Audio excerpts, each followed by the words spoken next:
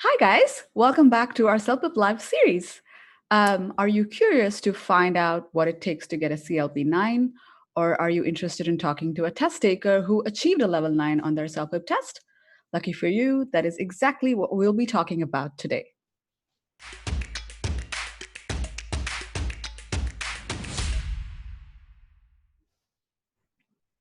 For those of you who are new today, CELPIP will be going live every Tuesday and Friday at 9:30 a.m. PST. So please subscribe to our channel if you haven't already and give us a thumbs up if you find this video useful. If you're interested to know about CELPIP news updates, please wait until the end of this video. But for now, we're going to our main segment of the day where we talk to a CELPIP test taker who will share his prep strategies with us. Please go ahead and ask your questions to him in the comments below, and we can get to answering it during our interview.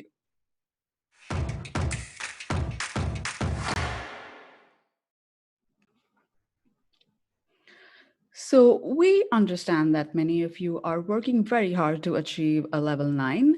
And while we have lots of prep for you, we also thought it would be a great idea to get a test taker here and share his methods.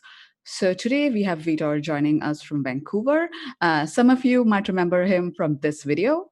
I think because I had this idea that my English was like good enough before moving here. First time I got here and I asked for something at McDonald's and then I got something different from what I asked. I was like,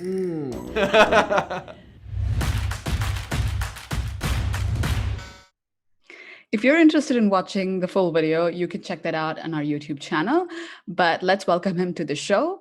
Hi, Vitor. How are you doing? And thank you so much for joining us today. Hey, good morning. I'm doing well. How are you? I am doing really well. But before I start throwing questions at you, I would love if you could share a little bit about yourself to our audience here. Yeah, absolutely. Well, my name is Vitor. I'm originally from Rio. I came here to Canada, currently located here in Vancouver. I came here around 5 years ago. Initially, just for college. So I was studying a post-secondary institution called Ingara. And then after finalized all my studies over there, became permanent resident here in Canada. And this is where I am isolated right now. Sounds good. So thank you for that. I will kind of take that information and ask you the next question. What it is that made you want to move here? Actually, it's interesting because I think it was back in 2007 when I came to Canada for the first time. I mean, I always wanted to go abroad and like I was always passionate about English, always passionate about travel. And I mean, there was just something special about Canada for me. I think it's just like just the way people are kind to each other, like open-minded as well. That was something that I always admired. So I think I came here, study English for a month, and I think it was kind of like the first step to falling in love, and kind of like start thinking about, oh, what if like I move somewhere else one day? And then it took me almost 10 years to actually make that decision, to get prepared. Obviously, there's a lot of steps you need to take if you want to move to another country.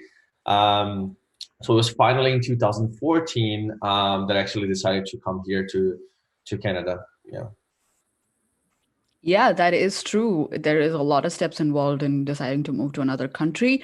I also did the same thing that you did, so I know what you're talking about. But when you are talking about considerations, I would like to know what it is that made you decide which English test you wanted to write towards your permanent residency. Right. I think so. For me, CELPIP was always like a good choice in terms of like just being here in Canada. You is like naturally you're gonna meet some friends that are exactly on the same situation as you are. I mean, for me, I met a lot of Brazilians that was exactly on the same situation, kind of like thinking about which test they should take, thinking about how to move forward with their plans here in Canada. So just like pretty much talking to a lot of friends, doing lots and lots of research, just looking for like testimonials of people who had experienced this already. It just seemed like the feedback was positive about CELPIP.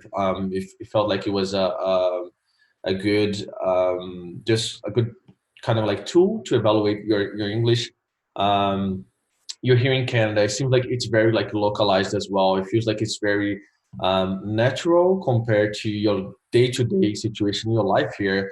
So just like talking to a lot of people, it seemed like it was a great choice in terms of like choosing an option that it made more sense for someone who was here.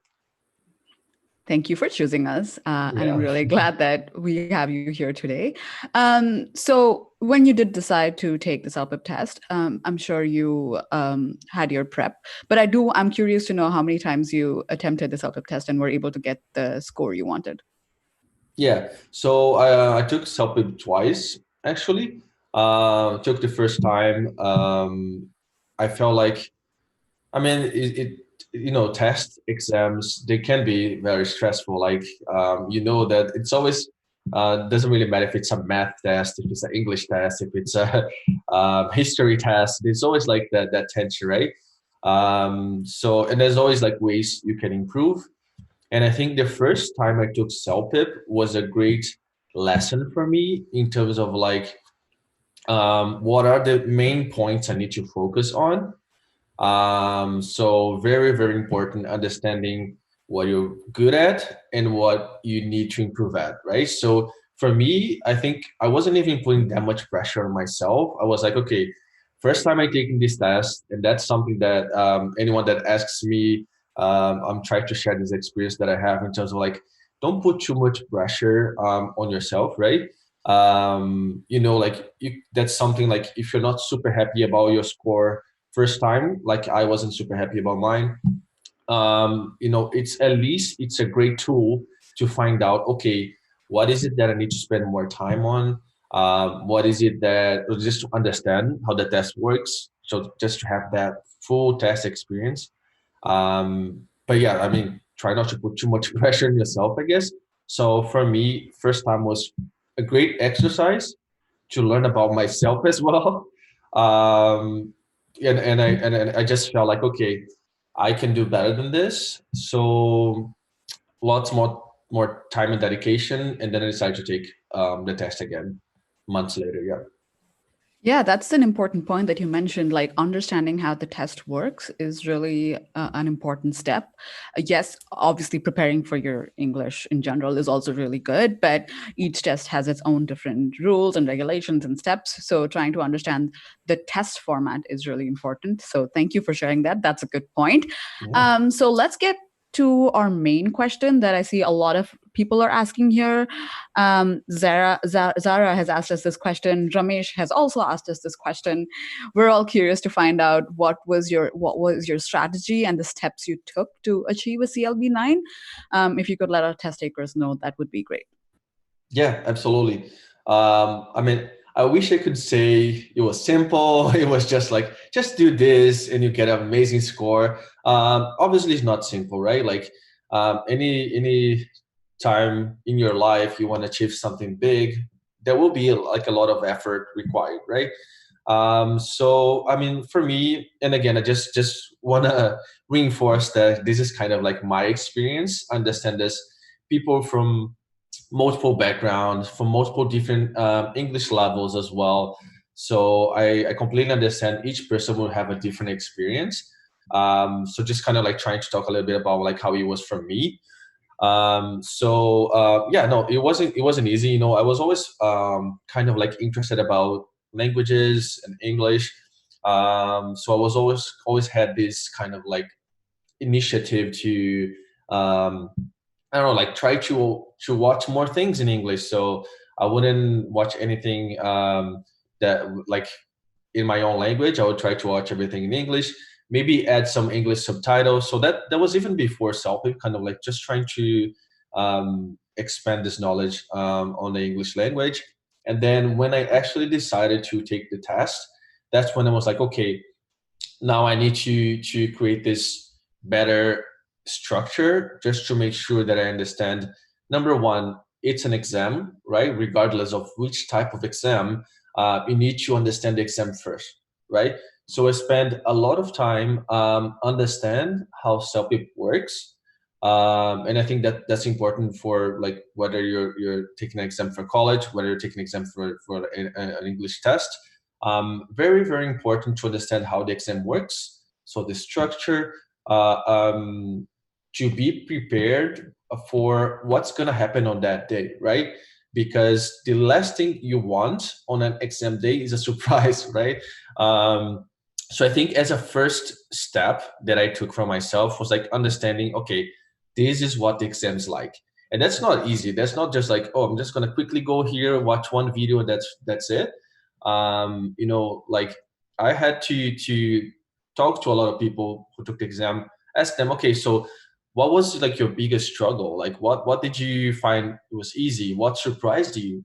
So I think my first step was definitely understanding what is the exam.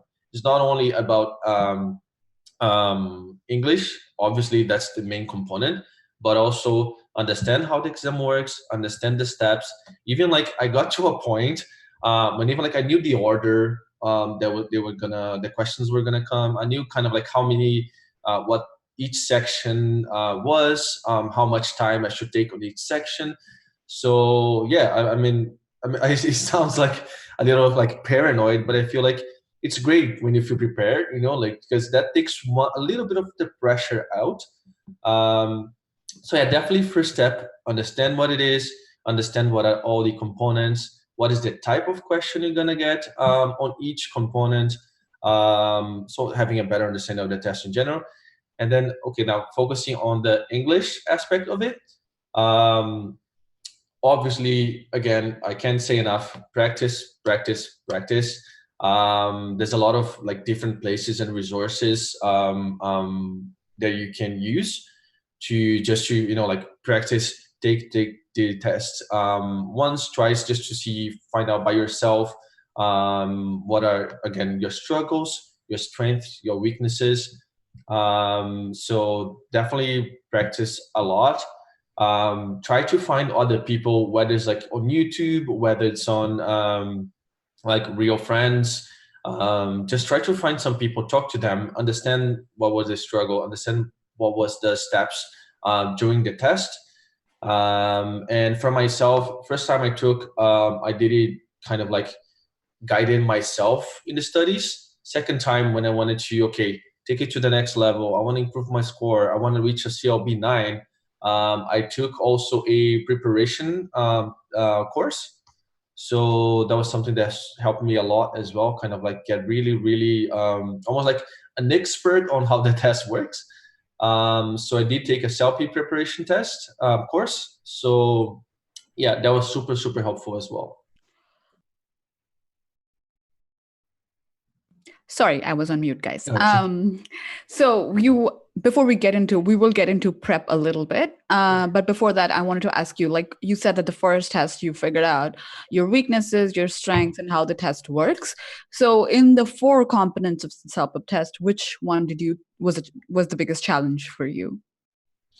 Yeah, so the biggest challenge for me on the first one was also the biggest challenge for me on the second time I took it. For me was writing, right? Okay. Because, and again, I think it's probably gonna be very, very specific to each person. A lot of people, I know that a lot of my friends, they struggle with speaking. A lot of my friends struggle with reading when it's like big texts or big essays. For me, it was always writing. And I think it was because the way I learned English, it was watching series. My favorite series were Friends. I used to watch it with my sister a lot, Friends. So I think the way I learned English, just like from a young age, it was just listening, right? So I would listen a lot to what they have to say. So when it got to a point where I had to actually start writing, that's when I was like, oh, I know how to say this word, but I don't necessarily know how to write it.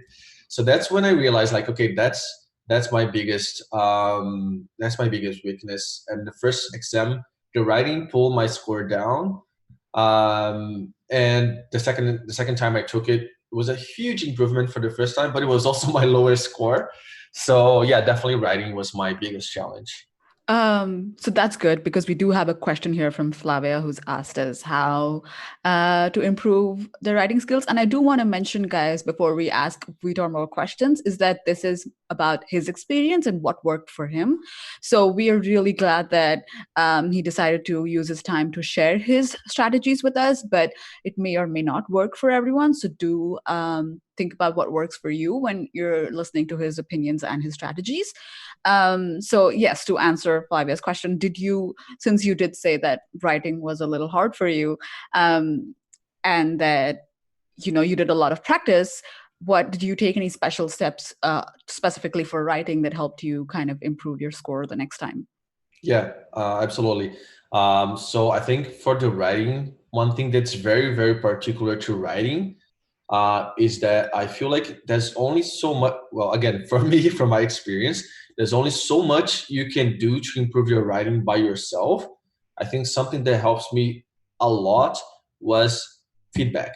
So I was studying at my college at the time, so that was awesome because I had instructors there that were able to give me so much feedback on like, okay, like you shouldn't like pay more attention to this point. You should change your structure. Again, obviously, there's a lot you can do by yourself as well. There's lots of videos. There's lots of like tips on YouTube everywhere on how to become a better writer, especially for ESLs. But I think something that was very, very essential, and I only realized when I was actually receiving it, was the feedback from. And again, it doesn't even have to be from your structure. It could be from a native speaker. It could be from someone who is used to writing. Anyone actually that has English as their first language is able to give you some like tips and feedbacks. And for me, I was lucky enough to be at college at the time, so I did actually have like English instructors that were able to give me lots and lots of constructive feedback. Um, so I think that was for writing, especially because like listening, honestly, like just do it by yourself. You can.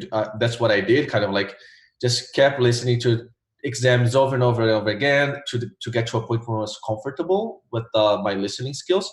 But writing, from my experience, I would definitely try to get feedback from people who actually know about writing. That is a great suggestion. I didn't even think about it. And I understand that for some of me, especially like sharing some of your work and sharing your insecurities with someone might be hard. But I also agree that feedback is really important. So that is a good tip. Thank you. Let's circle back to prep. So with respect to CELPIP and the prep that is available to you from CELPIP, which prep do you think that helped you the most, or just in general, what are the products that you used to prepare for your test? Yeah, I think again, there's free resources on the web. There's definitely people who are talking about their experiences there, which I think they're helpful. So I would definitely say look it up on the internet as well.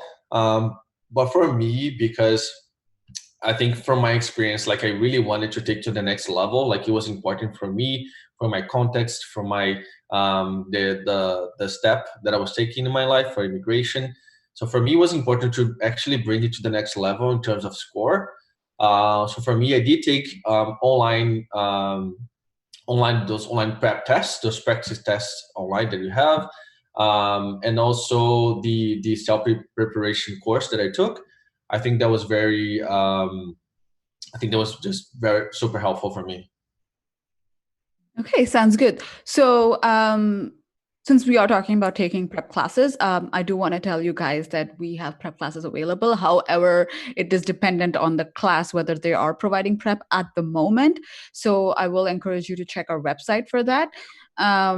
Again, a lot of you who reached out to our email ID, communication@paragontesting.ca, also asked us about prep in a global scale. So, like prep in UAE or prep in India, and we do have that. It's just that at this point, our website and our resources are focused on helping you during COVID, so we haven't updated our website on that part yet. It might get updated. It will get updated, but the possibility of it getting updated soon is also strong. So I will encourage you to check the website from time to time to see which prep provider. So when I say prep provider, I mean coaching class, if that is what the word that you are familiar with. So we do have verified prep providers listed on our website for Canada at the moment, and we will be listing out our global prep providers soon as well. So please check our website for that. But now we're going back to Vitor. Okay, so we spoke about prep and we spoke about your strategies. Did you have a favorite resource or a favorite study material from CELPIP that you thought helped you prepare? Yeah, absolutely. I mean, I was always on the CELPIP website when I was preparing. I would definitely say that the ones from the CELPIP, the practice test from CELPIP, that was what was super helpful for me, because it's already on the CELPIP environment, right?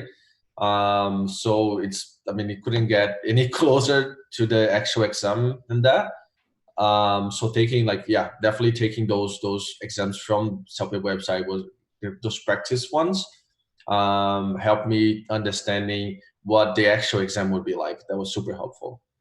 Okay, so if we are talking, since you brought the practice test up, I do want to say that this is the right time to tell this also, that I know I said that discounted practice tests deadline was 30th April, but we have extended it because a lot of you are using it and it's very helpful, just like Vitor said. So we have extended the deadline. So it's still 25% off if you want to get it from our website, celpip.ca. There is also always going to be a link below in the description for you to see after this video. But I just wanted to say it now because it seemed like a good time to say it. Okay, let's go back to questions. And we did get a question here about your work. So I'm going to ask you that, and we'll get into that. We would love to know what steps you took towards looking for a job or hunting for a job, in terms of resume development, in terms of searching, just how you worked your way through the career that you have right now in Canada. Awesome. I think for me, and I think a lot of my immigrant friends share that as well, it's a stressful time, right? When you're looking for a job on a different country. I think what happened to me, you kind of put yourself down a little bit, because you're like, oh, English is not my first language, or I'm not Canadian, I'm competing with Canadians. So I think you put yourself down a lot when you're looking for a job here. At least that happened with me. So yeah, what happened? I was just again, nervous in general. I feel like people are already nervous when they're looking for a job on their own language in their own country as well. So I think it definitely adds some pressure when you're looking for a job on a different country like Canada. So I think that's something that I realized today, that I wish I had done differently. Just honestly, trust yourself, trust your abilities, your skills. I know so many immigrants in my company, and so many extremely hard workers. And I don't think people see you differently when you're applying for a job. So that was something that I definitely had a lot when I was looking for my first job here in Canada. So yeah, when I started again, I started working for this company, it's called Clearly, a while ago, and I joined. So my background is graphic design, so I joined this company as a graphic designer in the past. And yeah, sorry, I don't know if I'm going too far from the question again. But I think, yeah, so my first experience was nervous. I was thinking, oh, I'm competing with a lot of Canadians, I'll never get a job, my English is not enough. And at the end of the day, I realized, honestly, trust yourself, trust your skills, obviously practice English, get to a point where you can communicate. But yeah, don't put too much pressure on yourself. You don't have to speak like a Canadian to get a job. Yeah. Yeah, that was actually my question because, and you brought it out that as an immigrant, like sometimes people get nervous that when they are applying as an immigrant versus somebody who's already here or who's a native Mhm. person. And that was kind of my question, like, how did you get over that inhibition and that fear? Right. So I think it's interesting to see, like, if you're thinking about specifically Canada, there's so many immigrants here, right? Like, there's so many people from everywhere, and that's honestly, for me, that's what makes Canada so beautiful. It's just like it's a mix of cultures, of people, of like beliefs, and that's honestly a beautiful thing. So in terms of like overcoming this fear, I think just like getting familiar and getting an understanding that you're not the only one, like probably in the company you're applying for a job, there's probably immigrants there, there's probably people with different English levels there. So I guess, yeah, going back to the pressure, don't put too much pressure on yourself. So for example, nowadays I'm on the other side. I'm in my company, I manage a team of 5 people, and I'm selecting candidates to work with us as well. So like, for example, last year we hired 2 people, and honestly, my biggest concern was, oh, like, are your skills good enough for the job, right? Like, so it doesn't really matter, like, if your English is out of 10, or if it's like a 7 out of 10, but like, as long as you can communicate, as long as you can express yourself, and as long as you can, obviously you have the right skills for the job, that's what matters, honestly. Like, get to a point where you can communicate with people, right? It's obviously, you will struggle to find a job if your English is not at a point where you can express your ideas.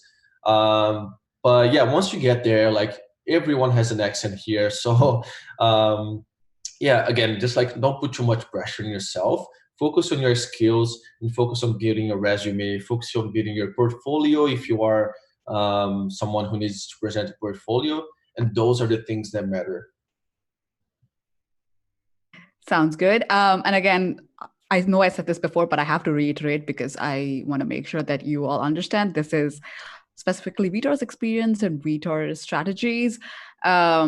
May work for everyone, may not work for anyone. So do have your own strategies. If you have your own strategies in mind, do work with that. But this is just another suggestive help. Okay, so we're gonna move on to the next question. You spoke about work and you said that you now manage a team. And I'm curious to know if your prep for CELPIP test helped you beyond the test itself. Maybe it helped you during your job interviews, or maybe it helps you in your workplace interaction. But I'm just trying to understand that I just want to know if when you prepared for the CELPIP test, you were able to take it ahead of the CELPIP test. 100%. Like, it definitely helped a lot, because what you don't realize, that when you're preparing for a test like this, you're also preparing yourself for like the your life abroad, right? Like, it's not like, for example, I like to compare with, like, sometimes when you're studying math, for example, mathematics, you're not necessarily gonna use that in the future. You might use it, you might not use it. But when you're studying for an exam like CELPIP, like, honestly, everything that I study there, from the writing, from the listening, from the speaking, everything definitely helped me so much in outside of CELPIP as well. It's just because the test itself, it's so, like, for me, it was so real compared to like life, day-to-day life. So the situations, the kind of questions, it's just what someone might ask you during a conversation, like at school, at the bus stop. So for me, it was just like almost like preparing for the test.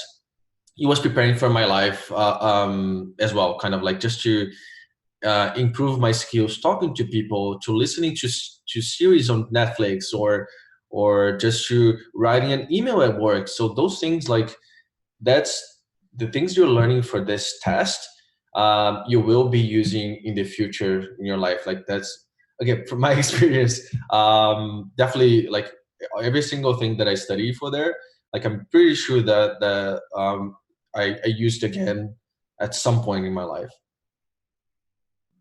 Thank you. Sorry, we're getting a lot of questions, so I was just distracted for a second. But no, thank you so much for that.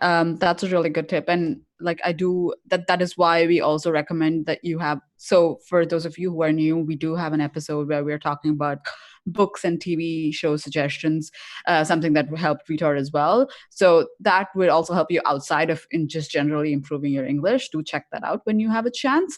And we are getting into like a little bit towards the end of this episode. So I will ask you just a couple more questions. We are getting a lot of questions from our viewers about how you improve specific parts of the test, and you did talk to us about writing, but did you do anything special for the reading section or the listening section or any other section that you attempted? Right. I think if I were to talk about my experience with the other three, I think I would say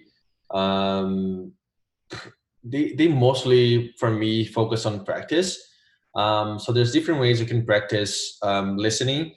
And I think the listening part was very important for me, just to trying to take some of the practice tests or the some other tests you can find online as well, and trying to see, okay, like did this make sense, right? Am I getting it right what they're saying, right?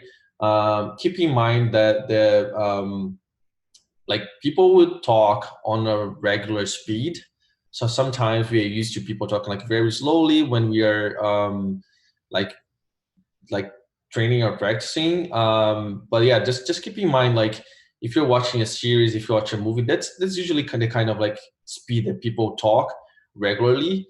So yeah, try to get used to that, just like those regular conversations. If you want to improve your listening, for me, it was interesting also having like watching something in English, having English subtitles, and kind of like, okay, comparing what I'm listening to what's written there. So I think that helped me a lot with the listening skills. I think speaking for me was just practice, practice, practice. I think when you listen something, it helps you kind of like pronounce those words as well. So everything's kind of like connected. And again, I think the reading, it's something that also like try reading some essays, try reading some different texts, try reading articles on the internet about stuff you like. That might be super helpful as well. Just choose a topic that you're interested about. Let's say you're passionate about technology. Try reading some articles about technology on the internet.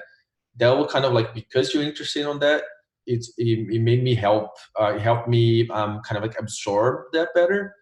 So yeah, those are some like tips that help me a little bit with those other three sections of the exam. Those are great tips. And for Lynn, who's asking us about grammar, I think Vitor mentioned earlier that one of his strategies was asking for feedback.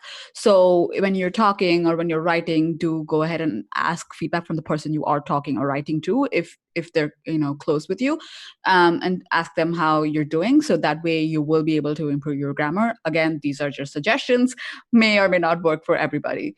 Okay, so we're going to conclude this, but I do want to know what, and we are getting these questions. You're very popular. We're getting questions about what you're doing in your job today. And, you mentioned that you're a manager. So if you could talk to us a little bit about that. Yeah, absolutely. So now I work for a company called Clearly. It's mainly glasses and contact lenses, so eyewear products. Working from home currently, as most people here, I guess. So yeah, I started there as a graphic designer, and then like throughout I've been there for 3 years. Got promoted. Now I manage the team. So I work as my title is creative lead. So similar to what our director does. So pretty much I'm in charge of design, photography, content in general. So yeah, like that was my background back home as well. So I had the opportunity here to like, again, take you to the next level. Managing a team is new for me as well. That was something that happened in the last a year, 2 years. It's been an amazing experience as well. And like I mentioned, it's something that it's interesting now because I'm on the other side.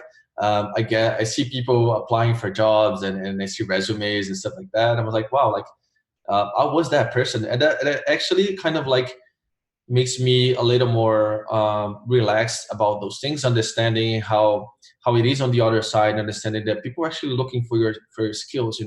That's what I'm looking for when I'm looking for a candidate for a position. So yeah, so pretty much I work with design, content, photography. That's pretty much what I do today. Yeah. That sounds amazing. That sounds like, so if I see any Clearly ads, is that your team's work? That's me. Yeah. Yeah, that comes from me. Yeah. Sounds amazing. Honestly, I'm so glad that you're able to do this for us. That's awesome. Okay, so you have been here, and I thank you for your time. We are going to end this meeting, but I have one last question from Lulu, who is interested to know if you had what your strategies were in attempting the speaking. You already spoke about speaking test, but this is more specifically about the part where you describe the photos in the test. So what strategies you use to improve yourself? Right. I think for again, I think understanding what the question is about is very important. So that's why, just going back a little bit to what I mentioned before about understanding the structure of the test, there's definitely like some really helpful tips on, for example, like describing an image. I think it goes beyond just describing an image. It's just, this task for me was about description, right? So what I did was like understanding what the question was about. Okay, if it's about describing something, how can I describe things in general? So that's what I did, kind of like understanding what are the useful tools and useful tips for just like describing in general. So some of the things that I thought were helpful was kind of like understanding usually how people describe a scene or how people describe a situation, trying to pay attention. Okay, if I'm watching this series and this person describing something, what are the words that they're using? So that, I mean, we could get a lot more granular about this task specifically, but I don't even think we have the time for this right now. But what I would say is just try to understand what the question is about. If it is, oh, it's a dialogue, oh, I need to get information, or I need to give information, I think try to look at it for a more broader angle, and that was what helped me a lot, understanding what the question was about and how to get prepared for that question. Thank you. Those are really good tips, effective tips in terms of like watching TV series. I mean, since we all watch TV series anyway for fun, you can also like focus on getting a little bit of learning out of it. So thank you so much. Felipe here is commenting you on your English, and he says that your English is perfect. So I just wanted to share that with you. But yeah, so we're coming towards the end of our interview with Vitor. But if you guys think that you like this episode, do comment below, and we will try to make sure that this happens more often. Maybe Vitor, maybe somebody else, but do let us know if you enjoy this, and we can get other test takers here with us. But yeah, thank you so much for joining us, Vitor, and we're glad we could have you here. Yeah, no worries. I understand like exams are stressful for people. It's a tough moment, but yeah, like just work hard, dedicate, study. I think those are very good tips, and try not to put that much pressure on yourself. I think with like hard working and dedication, like I was able to achieve it. I think everyone's capable to achieve what they're looking for. Great. Thank you. Again, thank you for joining us. But for everybody else who is still here with us, I will now go into our news updates.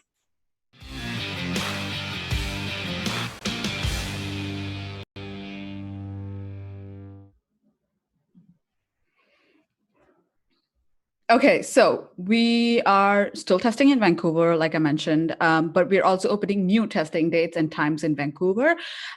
Importantly, we have open new testing slots for Wednesday, May 6th, which is next week. So if you're interested in registering for the test, please go to our website, celpip.ca, For those of you who are testing this weekend, I wish you all the luck. But if your city or center has paused testing and you're wondering when it will open, I recommend signing up for our email alerts on our website, CELPIP.ca. You will see a notification bar on the page where you can enter your email. Please make sure that you enter your email in the notification bar at the city or test center page that you are interested in testing at. If you cannot see the notification bar, it's probably because you closed it earlier or you have already entered your email ID. So at this situation, try opening the website in an incognito mode. And if you don't know what incognito mode is, please search for it on Google. You can look for it.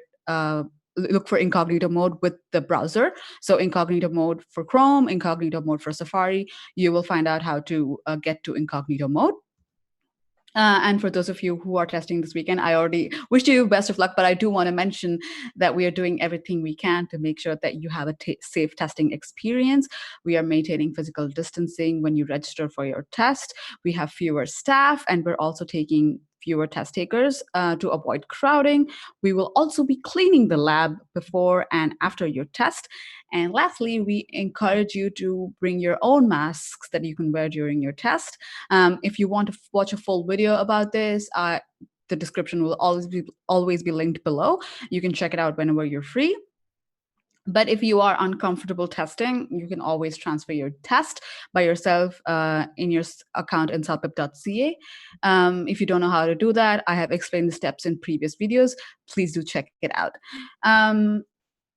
So I spoke about prep providers before, but I do want to repeat it again because we're getting a lot of questions. Prep providers, also called coaching classes, are listed on our website, but newer ones are not listed yet. We're updating our website to include all global prep providers. But for now, there's only information about Canadian prep providers.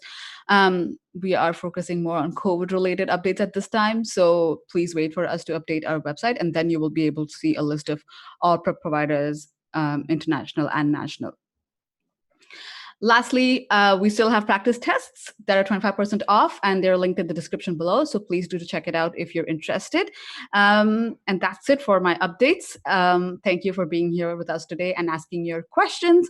For our next episode, we will be back with Megan and Brandy, who will be doing yet another response analysis for us. This time it is about the writing section. We're focusing on levels 8 and 9 of the writing section. If you're interested in joining us, please click on the bell notification below, and then you will be bell icon below, and you will be notified when we go live. Alternatively, you can also follow us on Instagram, and we will be updating our Instagram stories with countdowns, and you can get your notification there as well. If you have any questions about the writing section and for our episode on Tuesday, make sure you share them with us. You can send in your video questions to us at communications@paragontesting.ca or use any of our social media accounts. To ask your questions, you can also engage with us on our social media. We are very interested in hearing from you all. And please, if you found this video useful, do give it a thumbs up. And if you have any suggestions or if you would like to see Vitor or any other test taker again, please comment below and we will try to make sure that happens. But as always, I thank you for being here, and I ask that you subscribe to our channel if you haven't already. This series was made for you all, so please feel free to comment about anything that you would like us to do new that you haven't seen already. But until next week, I hope that you all stay safe and please wash your hands. Bye.